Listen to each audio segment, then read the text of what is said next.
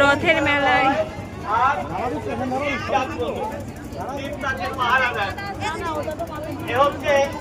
পবিত্র ভারতভূমি, ভারতের আমরা বাসিন্দা, ভারতবর্ষের কৃষ্টি কালচার আমাদেরকে বিশ্বের মানুষের সাথে আলাদাভাবে একটা পরিচয় দিয়েছে।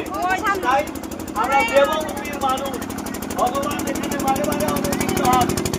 তাই আমাদের কি জগন্নাথ রথের আগে কি করে স্নান করে, স্নান করলে ঠান্ডা লেগে যায়, সর্দি জ্বর হয়, আর তাদের সাথে রাখা হয়, পরিচর্যা হয়, সামর্থ্য হয়, হয়ে হাওয়া পরিবর্তনের জন্য ভাই ও দাদা বোনকে সঙ্গে নিয়ে মাটির বাড়িতে বেড়াতে আসছে আর পরিচর্যা করে আসছে।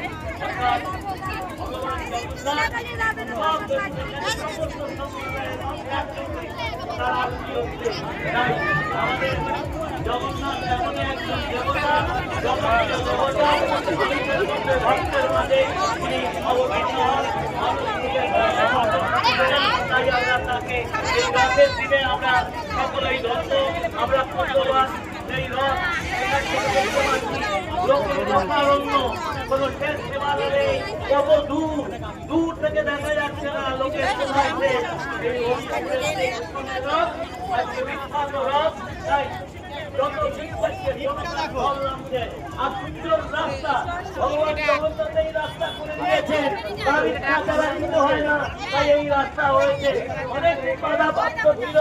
তাই আমরা দেখলাম সংসদে গিয়ে জগন্নাথের নাম করে বলার পর দ্রুত নীতিন যে এই রাস্তাটা করে দিয়েছেন। তাই আমরা এই বছর পাচ্ছি কলকাতা যেতে আর কষ্ট হয় না। আমরা দেখলাম নানা যাত্রায় সকলকে আমার আন্তরিক শ্রদ্ধা ভালোবাসা প্রণাম জানিয়ে শেষ করছি। জয় জগন্নাথ, জয় শ্রীরাম, হরে কৃষ্ণ। ধন্যবাদ। চলে গেল।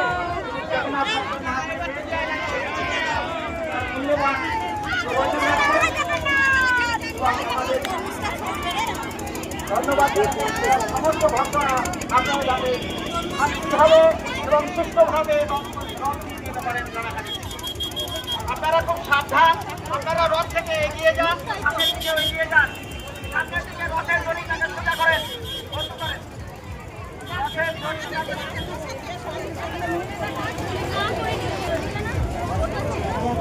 আচ্ছা, আপনারা রথকে দাঁড় করিয়ে দিন, রথের দড়ি চালিয়ে দিন।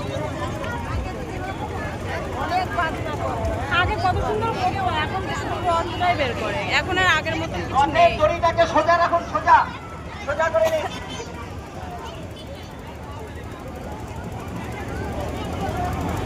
তো কেমন লাগলো আমাদের রথটা বলো? আচ্ছা, উপরে চূড়াটা উঠে আমাদের হবিবপুরের রথ। যারা উপরে রথের উপরে আছেন, যারা রথের চূড়াটা উঠিয়ে দিন। ভক্তরা রথের উপরে আছেন, রথ আসতে থাকবেন। রথ চলে গেছে, আমরা এসে দেখি রথ বেরিয়ে গেছে। তো আমরা আবার একটু সামনের দিকে এগিয়ে আসলাম, এসে তারপরে রথটাকে দর্শন করে গেলাম।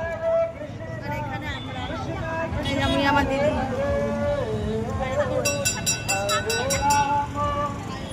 রোডের পাশে। তো এখন মাসি বাড়িতে চলে গেল